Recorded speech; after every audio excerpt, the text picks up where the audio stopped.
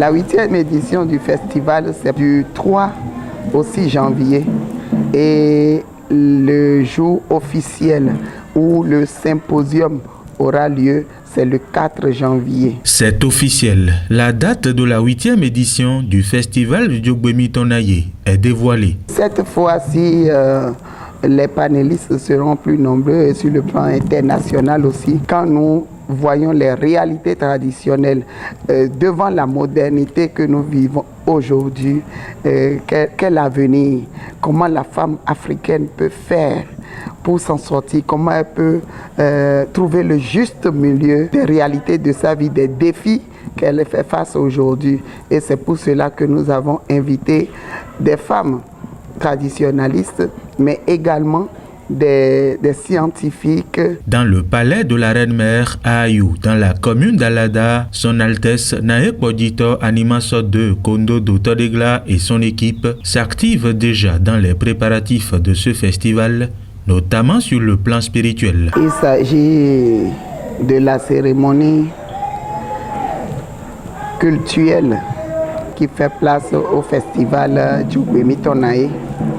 Avant la célébration culturelle et moderne, nous passons par des étapes spirituelles qui nous permettent de faire la mise en place et de pouvoir donner l'occasion à tous les participants du festival de bénéficier également des énergies positives pour la concrétisation des objectifs que le festival vise. En 8 années de préparation et d'organisation, le festival Djogwemi Tonaye a déjà convaincu plus d'un de par les différents thèmes développés et la qualité des personnalités religieuses ou politiques qui y sont invitées. Je vais en profiter pour faire un coucou spécial à notre vice-présidente de la République, Madame Zime Yerima Talata, qui la dernière fois à Niki, avec la Nyonko qui à la Ghana, nous a prouvé qu'elle nous écoute. Ça veut dire que le festival Djogwemi Tonaye est en train d'être comprise. Chaque personnalité essaye de trouver le juste milieu.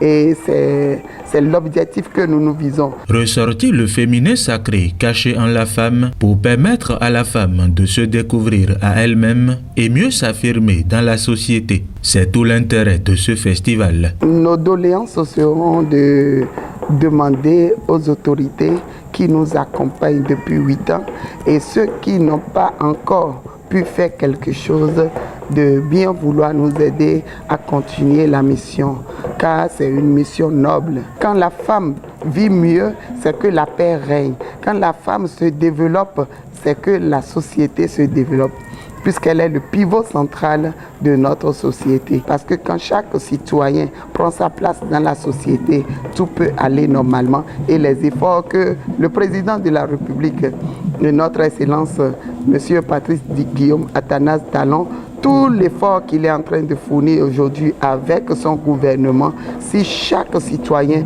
peut jouer sa partition, je crois que le Bénin est parti bout de bon. Il permet également d'établir un pont entre la jeune génération et les personnes âgées. C'est toujours un plateau intergénérationnel qui permet à la jeunesse de comprendre assez de choses, de poser toutes les questions sans tabou, selon la tradition, selon la modernité, selon la vie de la femme, selon le mouvement féministe depuis lors. Ça nous permet de gagner beaucoup d'Amazones, de former beaucoup d'Amazones, beaucoup de femmes dignes de son nom, de femmes intègres pour les générations à suivre. Le rendez-vous à la jeunesse et aux anciens, aux vétérans, c'est encore le 3 au 6 janvier 2025. En effet, l'ascension sociale, spirituelle, politique et économique de la femme préoccupe énormément la reine-mère Nae Kodjito Animaso de Kondo Dotodegla, qui sollicite tout le monde à s'approprier de cette vision pour le bonheur de la gente féminine